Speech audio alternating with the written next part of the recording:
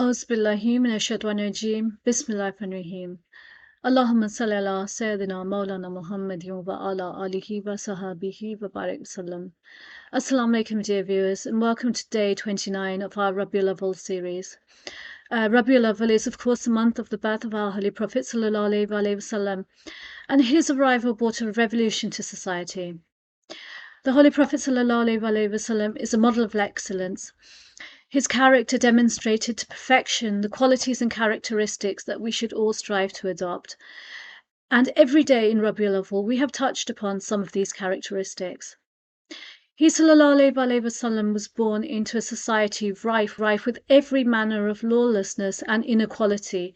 No value was placed on human life. Murders and killings for the smallest matters were commonplace.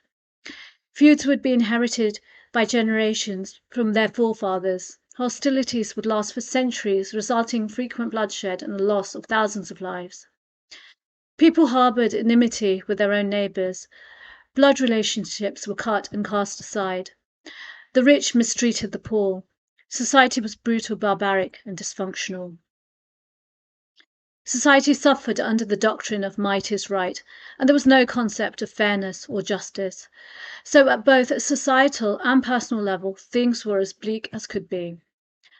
The Holy Prophet sallallahu alaihi wasallam emerged as a source of peace and security and justice for mankind.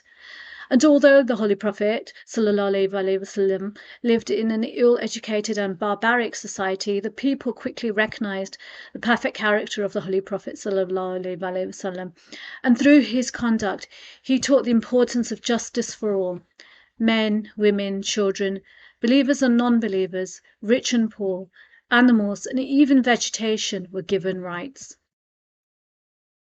Fairness and justice lay the foundation for society that is able to grow and prosper and ensure peaceful coexistence for all. The Holy Prophet sallallahu alaihi wasallam taught and also implemented justice through laws that were the same for everyone. He would appoint judges who would look at evidence and talk to witnesses. The Holy Quran has extolled the Muslims to be fair and just to one another. The topic is discussed in so many ayahs of the Holy Quran. For example, in Surah An-Nisa, ayah 135, the Holy Quran says, "O believers, become tenaciously firm on justice, bearing witness merely for the sake of Allah, even if the witness is against your own self, or your parents, or your relatives, whether the person against whom is the evidence is rich or poor."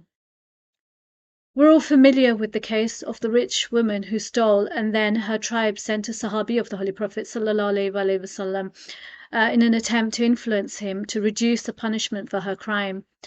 The Holy Prophet sallallahu alaihi wasallam became incensed and told the Sahabi that previous nations had been destroyed due to such injustices, and that if this had been his own daughter, he would have given the same punishment.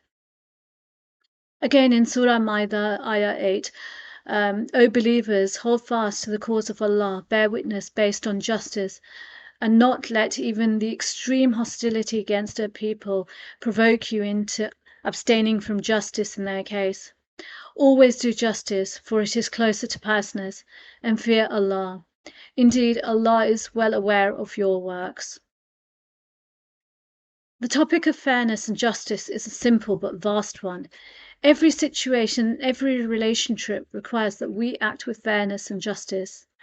The Holy Prophet sallallahu alaihi wasallam dealt with absolute fairness with everyone he interacted with. Each and every event of his life radiates fairness, from his behavior to servants to his dealings with non-Muslims.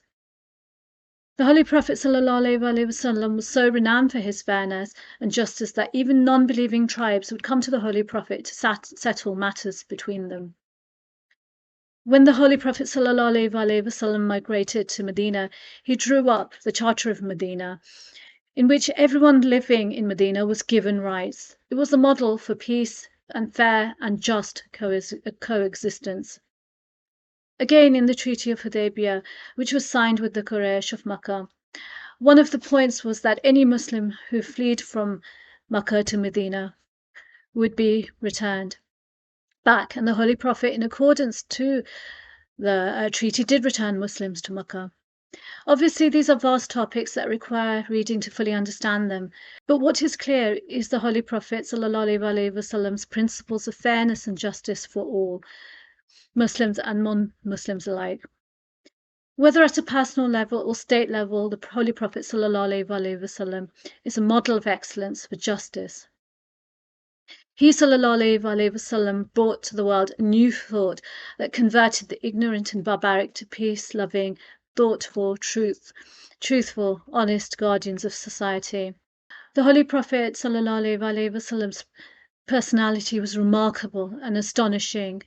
For one person to be the embodiment of so many qualities is breathtaking. We need to look at our own personalities and struggle to nurture good qualities within ourselves.